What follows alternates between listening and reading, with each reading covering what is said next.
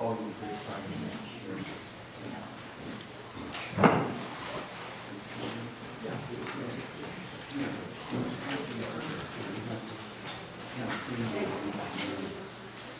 been away for a week, so I was too busy chatting and socializing to keep an eye on the time.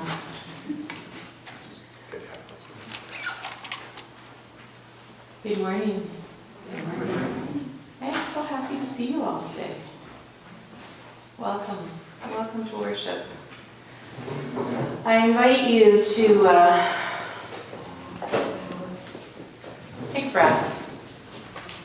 Settle in. Put your feet on the floor if they reach. And if they don't, just settle into the chair. Is it comfortable? Take a breath. Take another one. And I invite you to take your hands and face them toward the ground. And just, you close your eyes for a moment and just feel the heat, the energy from your hands flowing into God's good and holy earth. And the energy returning to you.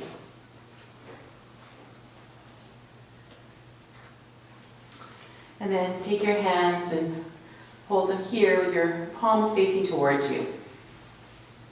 In this part of the world, this gesture is often accompanied by a word. Do you know what the word is? Haichka. Haichka. And Haichka means thank you.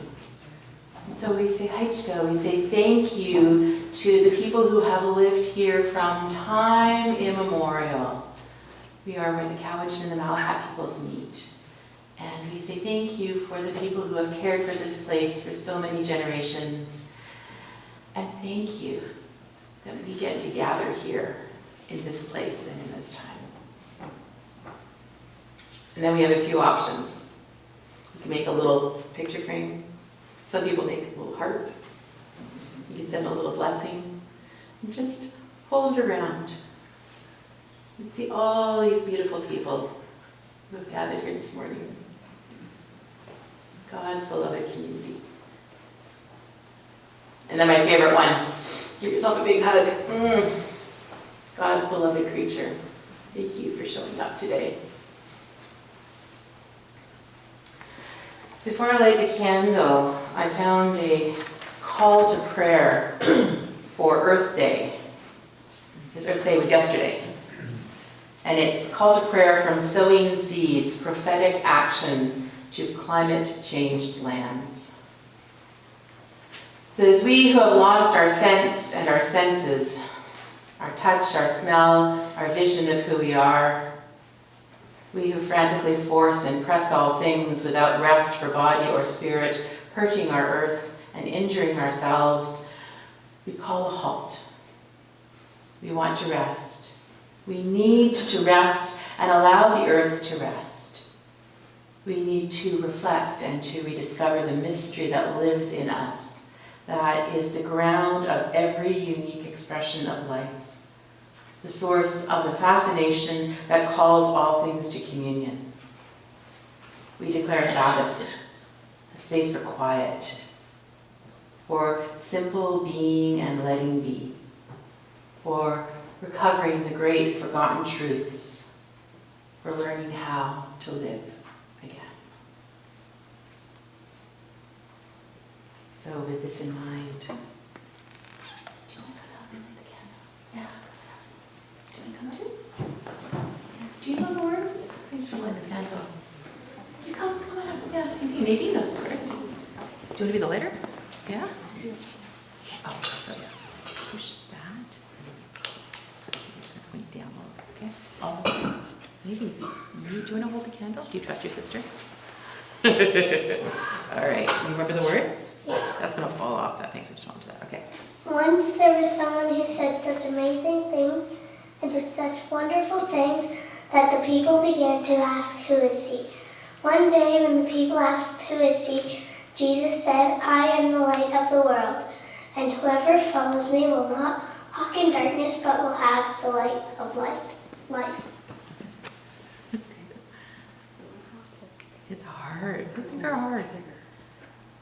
push that with your thumb. No. Just keep your finger off your wallet. There we go. And you got it.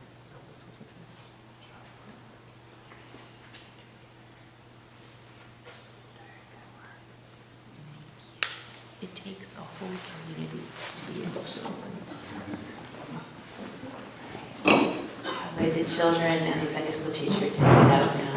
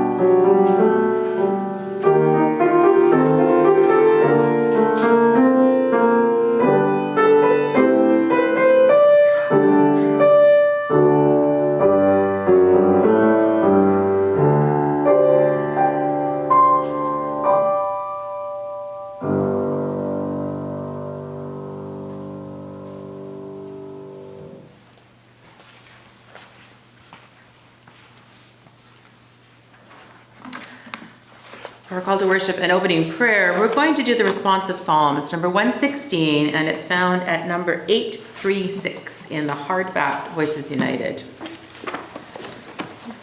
And how we do this, let me just see how many times we're going to sing before I go through all the instructions.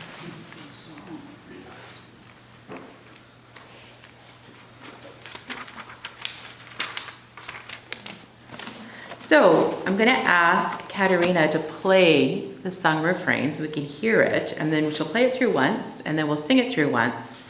Then I will read the light-colored words, and I invite you to join in with the dark-colored words. And every time we get to a little R, that means refrain, and we're going to sing. All right?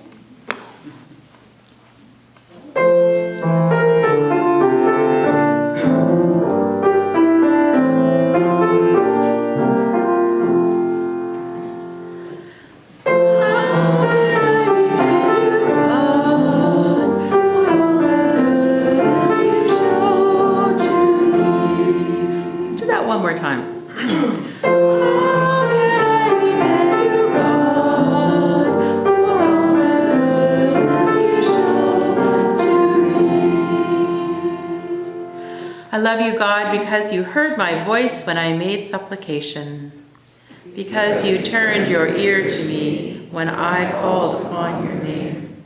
The cords of death entangled me, and the pangs of the grave laid hold on me.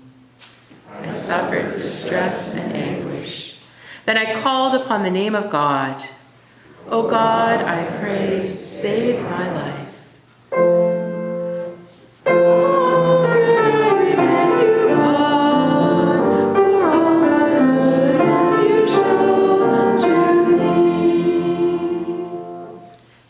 repay you, God, for all the good things you have done for me. I will take up the cup of salvation and call upon the name of God. I will pay my vows in the presence of all God's people.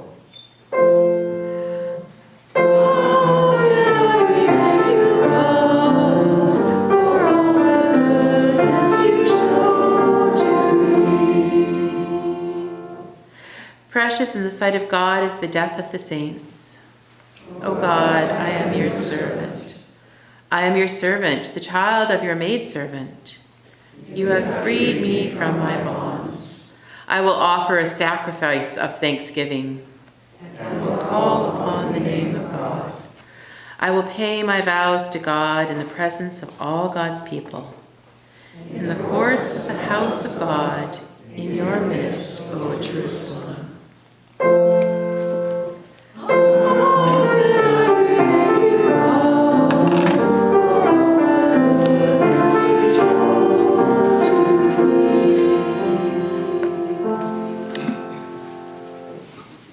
Now I invite you to take out the other hymn book, the paperback, More Voices, and we're going to sing our opening hymn, number 135. And please stand if you feel comfortable.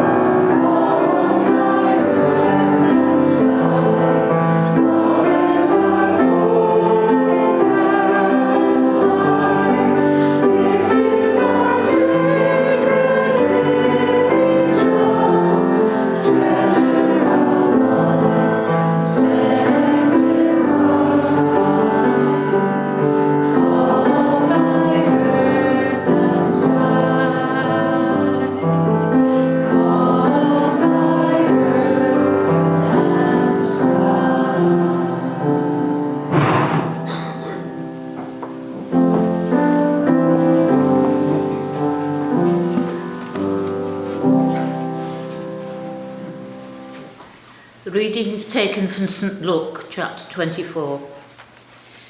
And behold, two of them went that same day to a village called Emmaus, which was from Jerusalem about 60 furlongs.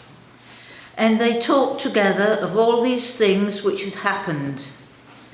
And it came to pass that while they communed together and reasoned, Jesus himself drew near and went with them. But their eyes were holden that they should not know him. And he said unto them, What manner of communications are these that ye have one to another as ye walk and are sad? And one of them said, whose name was Cleopas, answering said unto him, Art thou only a stranger in Jerusalem, and hast not known the things which are come to pass there in these days? And he said unto them, What things?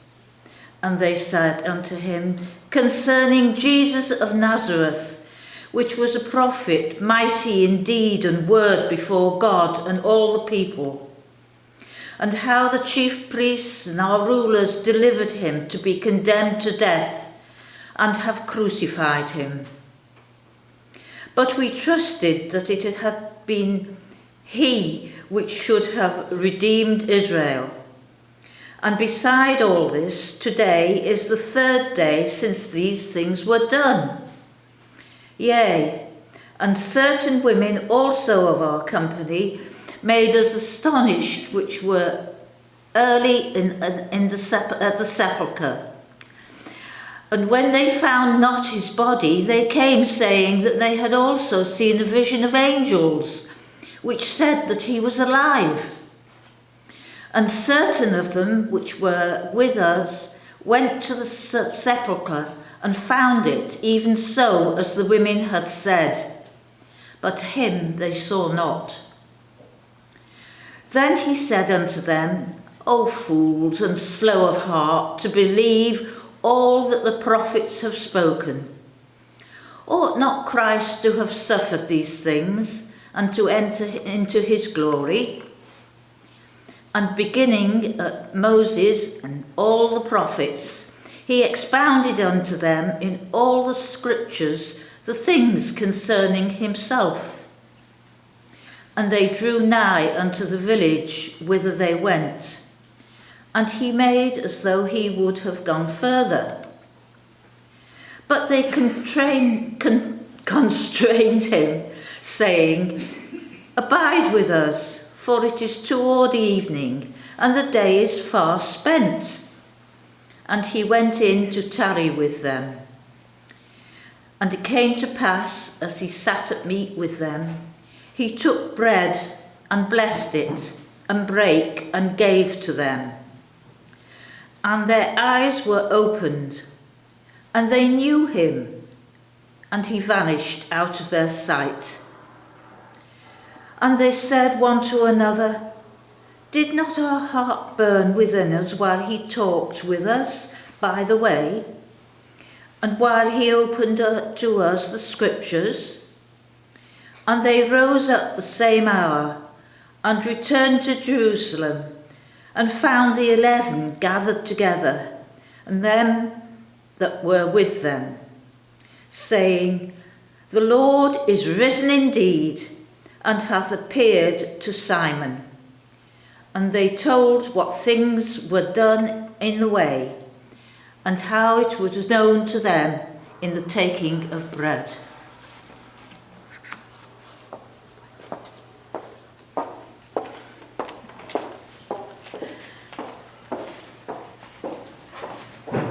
Miriam, you are one of the few people who can read those lovely long passages from the King James Version and make them understandable. I always love it when you do that. Thank you. We're going to sing number 501, Break Now the Bread of Life, out of the Voices United, the hardback. Break now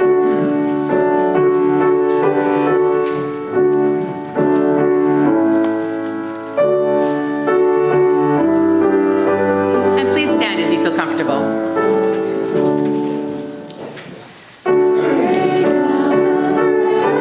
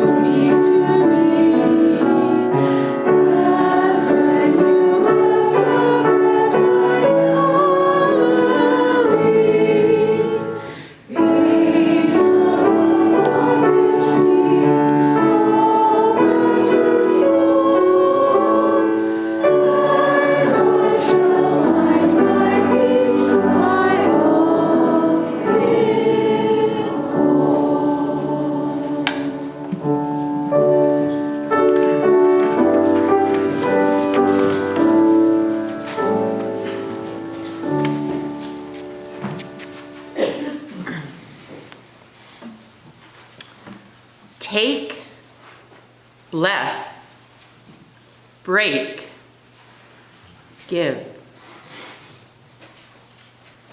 We are in the season of Easter.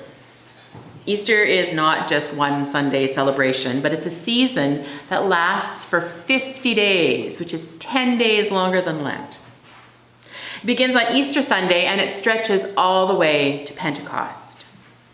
And it's the season when we hear the stories about the risen Christ appearing to his frightened disciples, the women in the garden, everyone except poor old Thomas in the upper room, on the lakeshore serving breakfast for his friends who have been out fishing all night, and on a dusty road outside of Jerusalem to a town called Emmaus, which doesn't even exist anymore.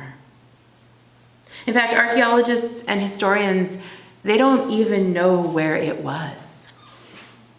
Two friends walking home, slightly stunned by the events over the Passover, talking it through, trying to make sense of it all, joined by a stranger on the road.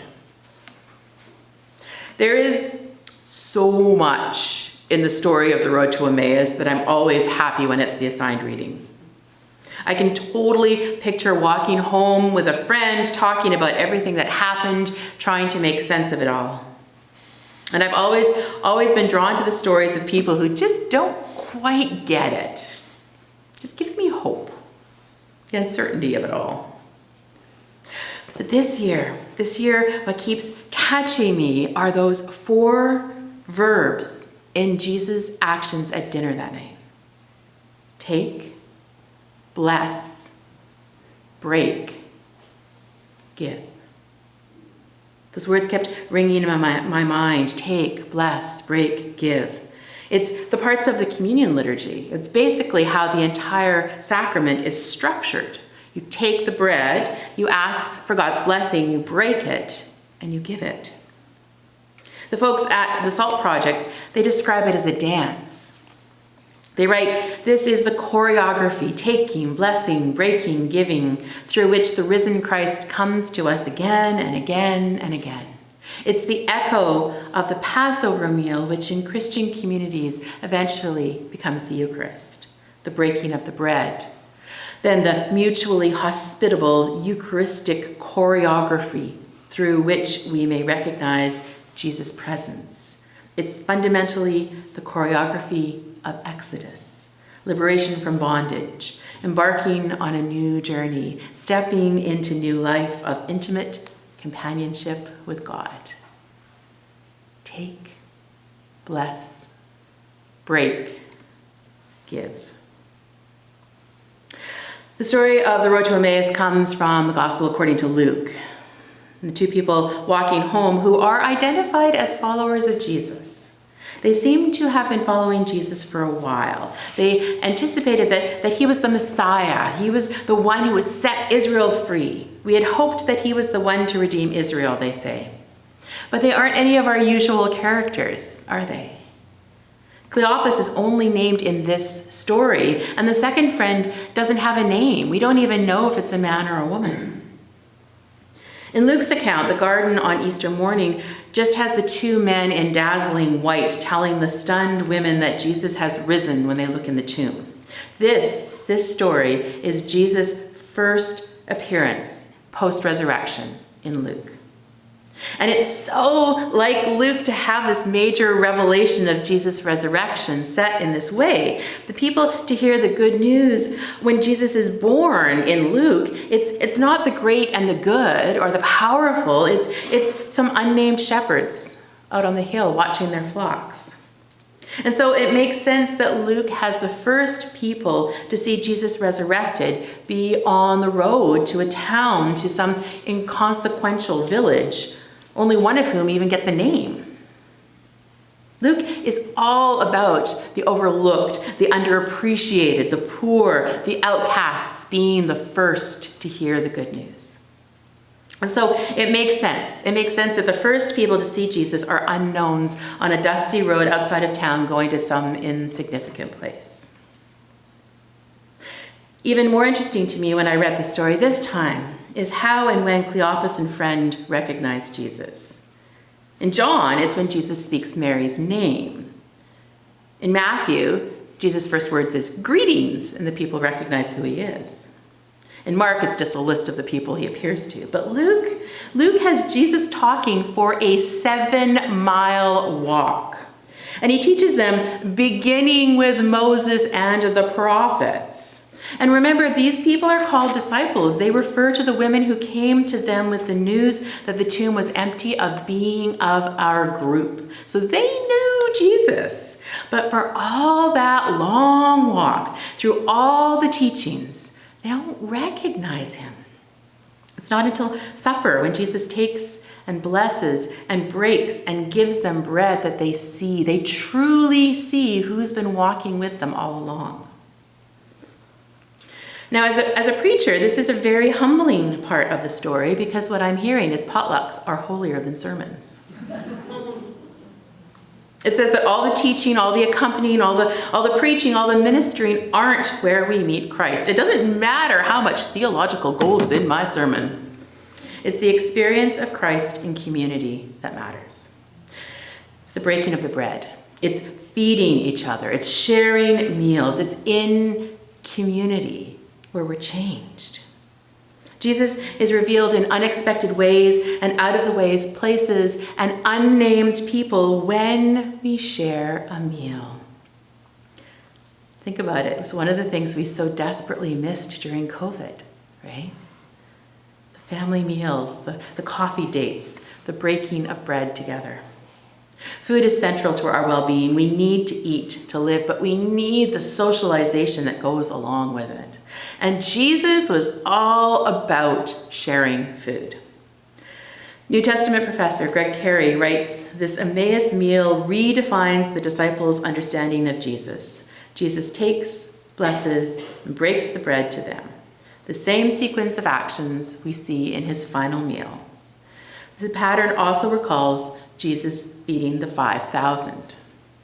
Meals so characterize Jesus' ministry that in Luke's gospel, Jesus is either going to a meal, at a meal, or coming from a meal. Meals will shape Christian gatherings in Acts and on today precisely because believers recognize Jesus in the breaking of the bread." It's a call to go into the world and break bread, to take and bless and break and give. What we do here on Sunday morning, it feeds our souls, it feeds our spirits. We need the ritual and the song and the prayers and the teaching, sure, but all as preparation to go out with open hearts and open minds and open spirits and find Jesus out there in unexpected and overlooked places. Back to those verbs. They are instructions for living a life of faith. Take courage. Take the call. Take heart. Take the leaps of faith. Take pride. In the United Church, we don't talk about Jesus or faith because we don't want to offend anyone. And so we leave that space open for Christians who don't see the teachings of Jesus the same way that we do to take up all the room. Take pride in a faith in Jesus who celebrates and welcomes and embraces and empowers and includes and loves us into being the very best versions of who God created us to be. Take pride in that. Take heart that we are connected to something bigger and beautiful and growing and life-giving. Take the leaps of faith that mean letting go of the familiar in order to be part of something bigger. More expansive, even if it's scary at first. Bless is a beautiful thing. To see the sacramental, the sacred, the divine inspired in the world and then name it as such. Bless means to consecrate, to sanctify. To bless something is to say, yes, God is here, part of this. And I want you to see that. It's not just reserved for ministers. It's for anyone who sees a moment, a person, an action, a part of God's creation as beloved of God. Go and bless things. Go and be God's blessing to someone or something else. Break. That was a hard one. When something breaks, there is despair, there is sadness, a broken promise, a broken heart. But trusting the grace of God that all things can be repaired, that forgiveness is always possible, that hearts can mend. There is beauty in this. Mosaics are made up of thousands of pieces of broken pottery or glass put together in something else more beautiful. The Japanese have a whole art form called kintsugi, which means the golden break. And it highlights the repair with gold. It treats breakage and repair as part of the history of an object rather than trying to disguise it. And remember, we can't share the bread unless we break it first. Which leads us to give. Give. How do we give? Give space, give energy, give food to the hungry, give company to the lonely. Give the most precious thing that we have, the most precious commodity of these days, our time. Give it to places, to people, to things that give us life, that align with our priorities. Give God the space, the time, the opportunity to be known. Maybe it's as simple as having a meal together. So my friends, go into this season of Easter with your eyes and your hearts open, expecting to meet Christ in the most unexpected and unlikely places. Jesus won't necessarily be in a form we anticipate, so stay flexible, imaginative. Pay attention not only with your eyes, but also and especially with your hearts. And while creeds and scriptural knowledge have their place by themselves, they are not enough. The risen Christ may appear in ways that defy or go beyond our preconceptions. And pay special attention to meals. Because Jesus is either often going to a meal, at a meal, or coming from a meal. So let's have more of them. More people have more opportunities to take and bless and break and give. And so we encounter the risen Christ again and again and again. Thanks be to God. Amen. Let's sing 373 in Voices United, As Comes the Breath of Spring. Please stand as you're comfortable.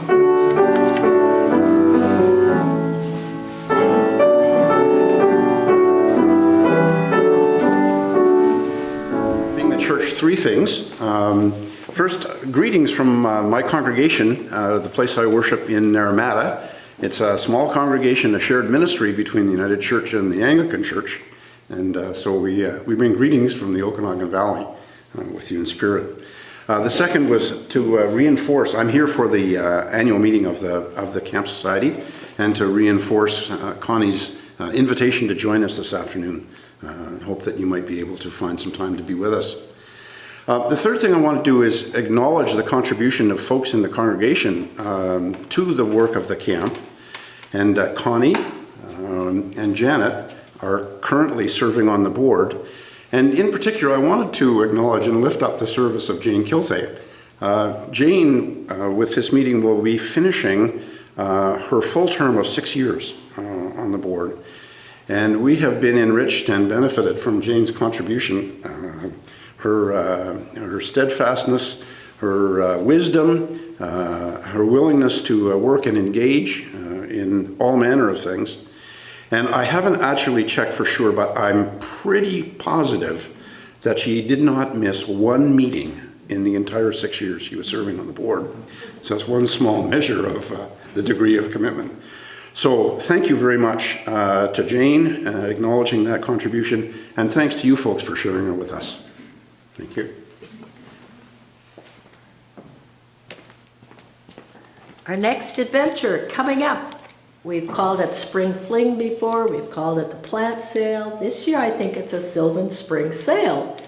And I think we're expanding as everything else is opening up out there. So we're going to have, I guess I should give the date again, May 13th, Mother's Day weekend, 10 to 2. We're going to have our traditional plant sale, a big bake sale, and Judy Vanderboom is in charge of that. So any questions or donations, talk to Judy. And then we're going to We're thinking of a little book sale, but not the traditional that we've done in the past. That's a little overwhelming. And then we have all these books after. So we thought if people would like to bring, say, a box, put your name on it, and we'll probably have it in the breezeway. And then at the end of the day, if there's books left over, just take them home. So it should make it a little bit easier. But I think people are always delighted when they can go through some books. Even if we don't, it's not a big money maker, but I think it's a fun thing to have. So we're doing that. The other thing we thought we'd have is odds and sods. Instead of a garage sale, we don't want one of those big things again. If you've got a few items you think others might like, that you think that you would treasure, but are willing to donate, we thought maybe we would try that. But all of these things we need some help in coordinating too. The fun stuff, there's going to be coffee and cake that you can buy. And I think Marion is going to bake some wonderful rhubarb cake that you can buy. And then, of course, I believe hot dogs will be served by the Scouts. The Girl Guides are bringing their cookies. So again, eat. Eat is what we do. It's dessert. That's right, you've got it all. You have your breakfast, your lunch, and your dessert. And also a cotton candy machine, which we've never had. Beth has one at home. Her daughter is going to run for us. So lots of fun stuff, I think, going on. Then we'll need somebody to help park because we're going to have so many people coming. So we need to organize how we're going to manage all of that. So, of course, all of this means we're all going to participate. I've got a lovely sort of a sign-up sheet. So I'll probably be walking around later when we're having coffee. So keep that in mind and see where you want to participate, plus make all the donations, etc. Okay?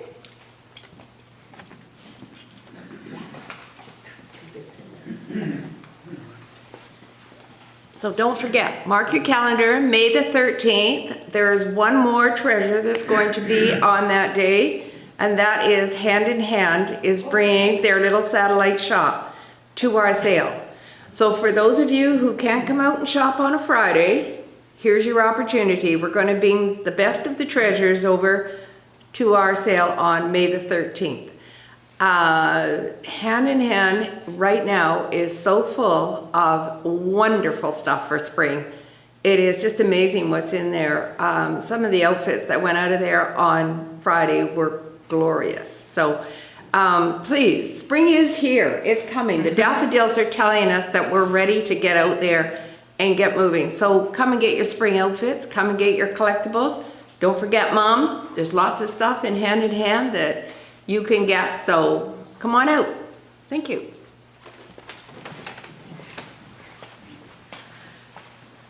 Speaking of Hand in Hand, Michael St. Clair, who I think we claim him as one of ours too. He's a member at St. John's, so it's a partnership between us and St. John's Anglican. He sent out a beautiful email talking about the ministry that Hand in Hand is. And I asked his permission, I'm going to take a piece of it and send it out in the Life and Work. But he just talked about it as a healing time for him as he's, coping with grief of the loss of his partner, but also just the variety of people who come, and everyone from the nudists. I'm like, what are the nudists shopping for? To the ladies who lunch at Souk. But he really identified this as a ministry. And so watch for that in Life and Work. We have Jazz Vespers this Tuesday, 7 o'clock. We have the same Phil and Patrick, the two amazing musicians who have been with us since the beginning, and they're bringing a drummer this time. So come for that. It's an evening of wonderful music and poetry and readings. 7 o'clock here, Tuesday.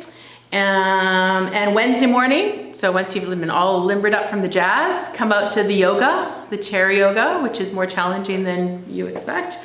But a lot of fun. We laugh a lot. It's $10. The grant is over now, so if you want to come, it's a $10 drop-in fee here in the sanctuary, and it is a lot of fun. And just to let you know, coming up, we have a couple of guest preachers coming. So not next Sunday, but the Sunday after, the first Sunday in May, we have the Reverend Michael Blair, who is the General Secretary of the United Church of Canada, or as I fondly call him, Lord High Mucky Muck. because I've known him for a long time and get away with that. But he's in town in Victoria for a conference, and I asked him if he would come and preach, and he said yes. So he is one of our finest preachers. He was trained in the Baptist church, and oh, those people know how to preach. So that is May I think it's the 7th, the first Sunday in May. And then the 2 weeks after that, on the long weekend, we have Reverend Mingu Kang, who is the new chaplain at the University of Victoria. He's going to come up and preach. So I'm around. I just started calling my friends to say, come on, come and preach. So put those in your calendar as some interesting perspectives on the wider church. And I think that's it. Anything else? Not forgetting anything? I just realized, so Beth is at camp this weekend. She was our quartermaster for the weekend. It was her birthday this week, and I just realized she managed to skip church on the Sunday where I would have embarrassed her about her birthday. So catch her and say happy birthday. Oh, sorry, I've got one more. The Cowichan Vocal Collective, they came and did a concert here at Christmas time. They've got a concert on Sunday, May the 7th, Let My Love Be Heard, and there's some flyers including what the songs are, so. Oh, is there another birthday? Jane, is it your birthday this week? You're looking terrified. Birthday! Happy birthday! Happy birthday to you. Happy birthday to you. Happy birthday, dear Jane. Happy birthday to you. Awesome. Any other birthdays we're missing?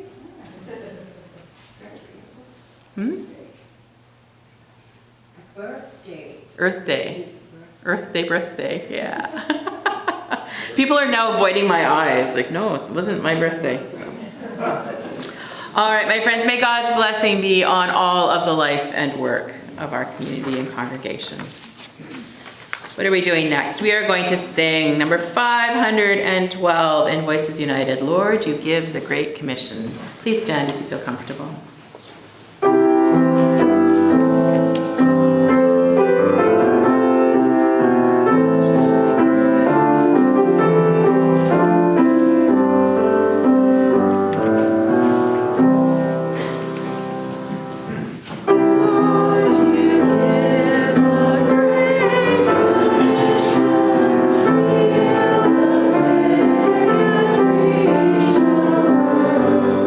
Yes.